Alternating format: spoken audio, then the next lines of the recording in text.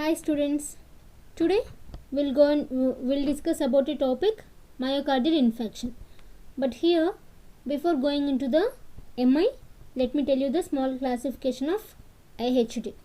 IHD means nothing but it is an ischemic heart disease. In this ischemic heart disease, it is classified into 4 types of diseases. So what are the 4 types means? The first one, angina pectoris, and the second one, myocardial infarction, nothing but MI. Third one, atherosclerosis, and the last one, arteriosclerosis. These are the 4 types of diseases involved in the IHD. Okay, now we'll discuss about the second one, that is nothing but MI. Here, if we say this myocardial infarction, the term itself we can define that myo means muscle and the cardiac means heart. Infarction means nothing but tissue death, means tissue death of the cardiac muscles. Okay, this how this tissue death is happened means this tissue death is because of the insufficient blood flow or oxygen supply to the heart. So this condition is called as MI. Among all these IHD, MI is the most dangerous condition. So why it is most dangerous condition and what happens here? What happens means here this tissue, as I already told you, this tissue death is because of this tissue death means insufficient blood flow or insufficient oxygen supply to the heart. A condition will happen, that is nothing but MI. We'll also call this MI as heart attack. And here patients with the unstable angina are most dangerous, means most prone to get MI. Where we'll get this unstable angina? Yes, right, in angina pectoris there are 3 types. There is nothing but a stable angina, unstable angina, and the third one is Prinzmetal angina. So what are the 3 types? Stable angina, unstable angina, and Prinzmetal angina. And here if we see, among these angina pectoris and patients with unstable angina are most dangerous to get this MI. Okay, here if you see here in the next one, these 2 means insufficient blood flow and insufficient oxygen supply occurs. Why it occurs means due to blockage of the coronary arteries. Due to blockage of the coronary arteries, there is an insufficient blood flow and insufficient oxygen supply, which eventually leads to the myocardial infarction. And if you see what are the risk factors involved here is diabetes mellitus, atherosclerosis, and hypertension are major risk factors which we will see in all the cardiovascular diseases. Here MI is very dangerous or fatal because why it is more dangerous and fatal means because within few hours of onset of the pain, the patient may die. As patient may die within short period of time after onset of pain, this is we'll consider this as a very dangerous condition. And if you go for the next one, even if we told that the patient may die, okay, even if he survived, means even if the patient survived also, there will be a impaired cardiac function. And if in this MI, it is the most leading cause for the death. It can be seen in the youngsters. Why it is seen in the youngsters means because of their daily habits. That may be due to alcohol or smoking, due to addiction to the drugs. Due to this, their habits, it is more seen in the youngsters. And if we see here, there is a type of MI, that is acute myocardial infarction. In this acute myocardial infarction, it is basically of the 2 types. The first one we talk about the transmural and the second one is subendocardial. Okay, what is transmural? Transmural, okay. Transmural means here due to thrombus formation an arterial layer will be damaged, and thus a transmural type of acute MI is occurred. Means due to the formation of the thrombus, a small layer of artery will be damaged. Due to that damage, this transmural is occurred. And the second one, nothing but subendocardial.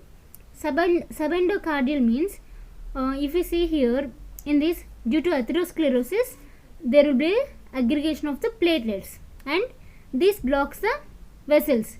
Due to this blockage, there is a decreased blood supply and decreased oxygen supply.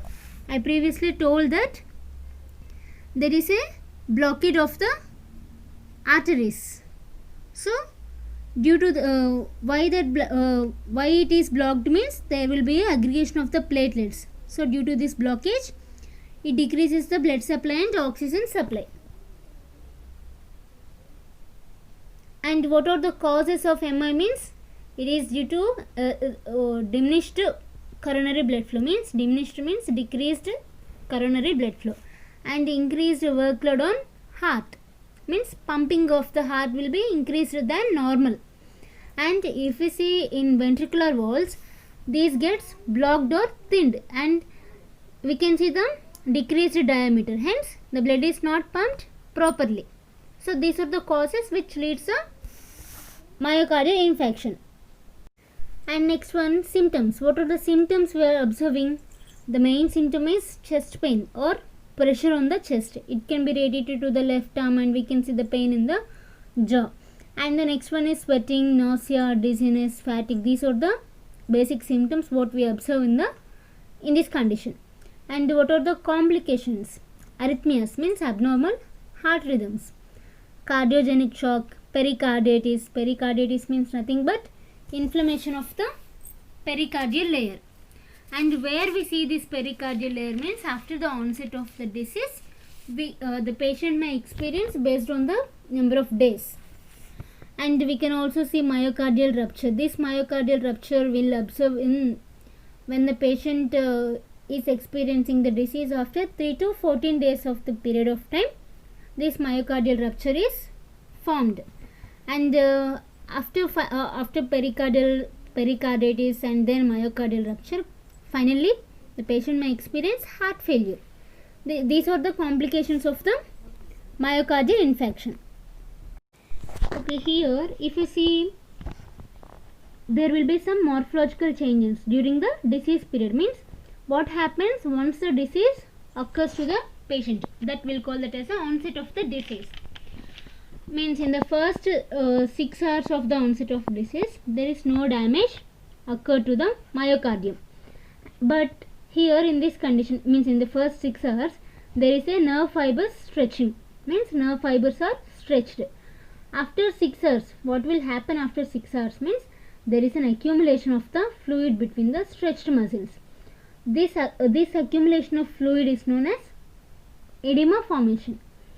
So after 12 hours, means after onset of the disease, after 12 hours, there will be a formation of hemorrhage, which is nothing but the internal bleeding.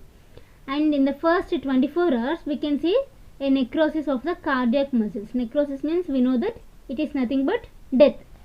Means in the first 6 hours there is no damage, but nerve fibers are stretched. In the after 12 hours, we can see internal bleeding. In the first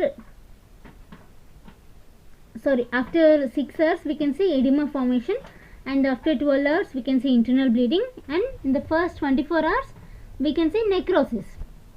Okay, in the first 1 to 3 days after onset of MI, there will be a pericarditis, and which is nothing but pericardium inflammation. And in the 3 to 14 days there is a myocardial rupture, and we can observe the yellow colored tissue is formed. After 2 weeks, means finally after 2 weeks, there is a heart failure. Means here the heart muscle tissue is completely hardened, that results in the inactivation of the tissue. This is about the what happens in the morphological changes, means what is the conditions happening after the disease is progressed, means during the progression of the disease, how it is finally leads to the death of the heart muscles.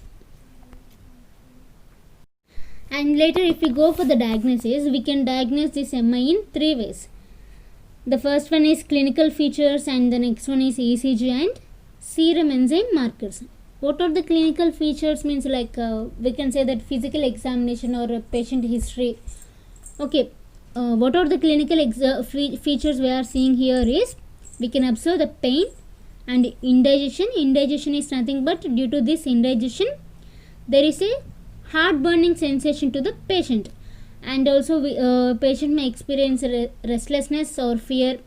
And oliguria we already know that it is a decreased urine flow. And later the last one, acute pulmonary edema. These are the clinical features which we will see in the myocardial infarction. And what is ECG? What are the findings we are observing in ECG means there is ST segment elevation, means there is an increased segment of the ST waves. And if we see here the T wave inversion, generally in healthy persons this is the normal T wave and this is the inverted T wave. In condition of the myocardial infarction the T wave will be inverted and we can observe a deep Q wave is formed. And what happens in the serum enzyme markers means we can observe the we can see creatinine phosphokinase. There is this is the type of enzyme, we can call that CK. There are two types, that M and B enzymes, which is nothing but CK and B. So creatinine phosphokinase, and these are increased during the myocardial enzymes, means the levels of these enzymes will increase during this condition. And the next one is lactate dehydrogenase. It also increased during MI. And myoglobin, which is a marker. This is the first cardiac markers, and these are the, by using these biomarkers we can identify whether the person is suffering or whether the patient is prone to get the myocardial infarction. And if we go for the treatment, there are three types of treatment we can see. The first is medications, that is nothing but fibrinolytic therapy. And the next procedure is angioplasty. We know that angioplasty means it is a endovascular procedure where a deflated balloon, means a small balloon is inserted into the blockage, then it is inflated to open the artery, means deflated balloon is inflated to open the artery and will remove that blockade. This procedure is known as angioplasty. And the third procedure is percutaneous coronary intervention. In this we'll call that as a procedure to apply to put a stent, means it is a tiny catheter used to place a stent in the coronary artery to open a blood vessel, means the blocked blood vessel. To open that blocked blood vessel we'll use this stent. These are the procedures we used in this treatment. And what are the medications we'll use here means antiplatelets like aspirin and anticoagulants like heparin. Nitrates are used. Nitrates means why we are giving nitrates means to relax the coronary arteries, and they reduce to means they'll reduce the preload of the heart. And beta blockers are used to slow down the heart rate. Pain medications, why we'll give pain medications means to relieve the discomfort or pain. Statins are used to improve the patient's lipid profile. And by long term management like improved diet and quitting smoking and alcohol are recommended. These are the why we will give this means these are the main underlying risk factors for the myocardial infarction. So for this we have to suggest patient that quit smoke and alcohol and also improve the diet. These are the medications which we prefer in the myocardial infarction.